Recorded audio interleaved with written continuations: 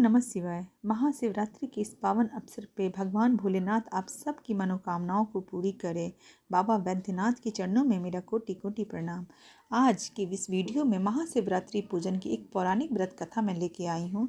इस कथा के अनुसार एक बार चित्रभानु नामक एक शिकारी था जो पशुओं की हत्या करके वह अपने कुटुंब को पालता था। वह एक साहूकार का ऋणी था, लेकिन ऋण समय पर न चुकाने पर वह क्रोधित साहूकार ने उसको शिव मठ में बंदी बना लिया। संजोग से उसी दिन शिवरात्रि था। बंदी रहते हुए शिकारी मठ में शिव संबंधी धार्मिक बातें सुनाता रहा। वही उसने शिवरात्रि की व्रत की कथा भी सुनी। संध्या होने पे साहूकार ने उसे बुलाया और ऋण चुकाने के लिए पूछा तो शिकारी अगले दिन सारा ऋण लौटा देने का वचन दिया। साहूकार ने उसकी बात मान ली और उसे छोड़ दिया। शिकारी जंगल में शिकार के लिए निकला, लेकिन दिन भर बंदी गृह में रहने के कारण भूख प्यास से वह व्याकुल था। सूर्यास्त होने पर वह एक जलाशय के समीप गया और वहां एक घाट के किनारे एक पेड़ पे थोड़ा सा जल पीने के लिए चढ़ गया, क्योंकि उसे पूरी उम्मीद थी कि कोई न कोई जानवर अपनी प्यास बुझाने के लिए यहाँ जरूर आएगा। वह पेड़ बेलपत्र का था। उसी पेड़ के नीचे एक शिवलिंग था जो सूखे बेलपत्रों से ढके होने के कारण दिखाई नहीं दे रहा था। शिकारी को उसका पता न चला। भूख और प्यास से थका हुआ मचान पर बैठ गया।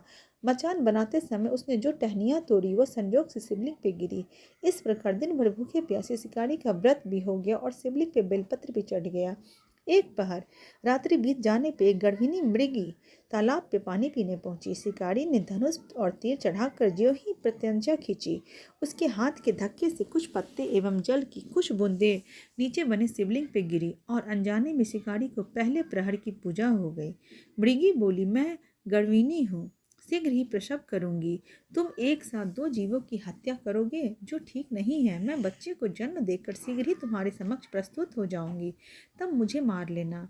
शिकारी ने प्रत्यांचा ढीली कर दी और मृगी जंगली झाड़ियों में लुप्त हो गई। कुछ ही देर बाद एक और मृगी उधर से निकली। शिकारी की प्रसन्नता का ठिकाना न रहा। समीप आने पे उसने धनुष और बाण चढ़ाया। कुछ बेलपत्र नीचे शिवलिंग पे जा गिरे और अनायास ही शिकारी के दूसरे प्रहर की पूजा भी संपन्न हो गई। तब उसे देख मृगी ने विनम्रतापूर्वक निवेदन किया कि मैं थोड़ी देर पहले ऋतु से निवृत्त हुई हूँ, कामातुर विरहिणी हूँ, अपने प्रिय की खोज में भटक रही हूँ। मैं अपने पति से मिलकर शीघ्र ही तुम्हारे पास आ जाऊंगी। शिकारी ने उसे भी जाने दिया। 2 बार शिकार को खोकर वो चिंता में पड़ गया। रात्रि का आखिरी पहर बीत रहा था। तभी एक अन्य मृगी अपने बच्चों के साथ उधर से निकली। शिकारी धनुष पर तीर चढ़ाकर छोड़ने ही वाला था कि मृगी बोली, मैं इन बच्चों को इनके पिता के हवाले करके लौट आऊंगी। इस समय मुझे मत मारो। शिकारी हंसा और बोला, सामने आए शिकार को छोड़ दूं? मैं ऐसा मूर्ख नहीं। इससे पहले मैं 2 बार अपना शिकार खो चुका हूँ। मेरे बच्चे भूखे प्यासे तड़प रहे होंगे। उत्तर में मृगी ने फिर कहा, जैसे तुम्हें अपने बच्चों की ममता सता रही है, ठीक वैसे ही मुझे भी इनकी फिक्र है। इसलिए सिर्फ बच्चों के नाम पर मैं थोड़ी देर के लिए जीवन दान मांग रही हूँ। मेरा विश्वास करो, मैं इन्हें इनके पिता के पास छोड़कर तुरंत लौटने की प्रतिज्ञा करती हूँ। मृगी का दीन स्वर सुनकर शिकारी को उस पर दया आ गई। उसने उसे भी छोड़ दिया और मृगी को जाने दिया। शिकार के अभाव में बेल वृक्ष पर बैठा शिकारी बेलपत्र तोड़ तोड़ कर नीचे फेंकता जा रहा था। उसकी तीसरी प्रहर की पूजा भी स्वतः ही संपन्न हो गई। फिर से एक हृष्ट पुष्ट मृग उसी रास्ते पर आया। शिकारी ने सोच लिया कि इसका शिकार वो अवश्य करेगा। शिकारी की तनी प्रत्यांचा देखकर मृग विनीत स्वर में बोला, भाई, यदि तुमने मुझसे पूर्व आने वाली 3 मृगियों तथा छोटे छोटे बच्चों को मार डाला है तो मुझे भी मारने में विलंब न करो, ताकि मुझे उनको वियोग में एक क्षण भी दुख न सहना पड़े। मैं उन्हीं मृगियों का पति हूँ। यदि तुमने उन्हें जीवन दान दे दिया है तो मुझे भी कुछ क्षण का जीवन देने की कृपा करो। मैं उनसे मिलकर तुम्हारे समक्ष उपस्थित हो जाऊंगा। मृग की यह बात सुनकर शिकारी ने सारी कथा मृग को सुना दी। तब मृग ने कहा, मेरी तीनों पत्नियां जिस प्रकार प्रतिज्ञाबद्ध होकर हो गई है, वह मेरी मृत्यु से अपने धर्म का पालन नहीं कर पाएगी। अतः जैसे तुमने उन्हें विश्वास पात्र मानकर छोड़ा, वैसे ही मुझे भी जाने दो। मैं उन सब के साथ तुम्हारे सामने शीघ्र ही उपस्थित हो जाऊंगा।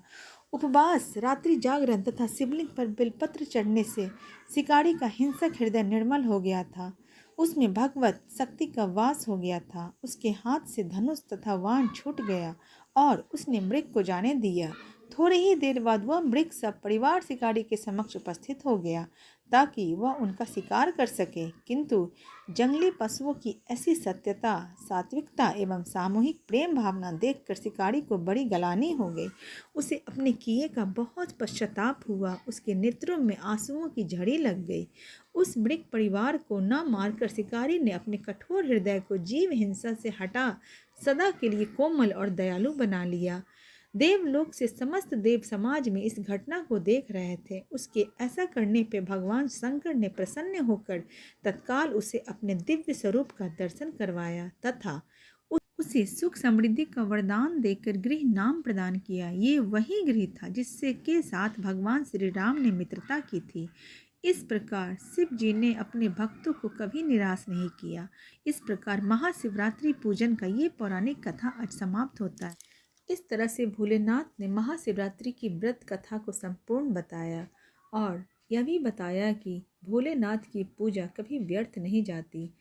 भगवान भोलेनाथ की कृपा आप सब पे बनी रहे। ओम नमः पार्वती पते हर हर महादेव।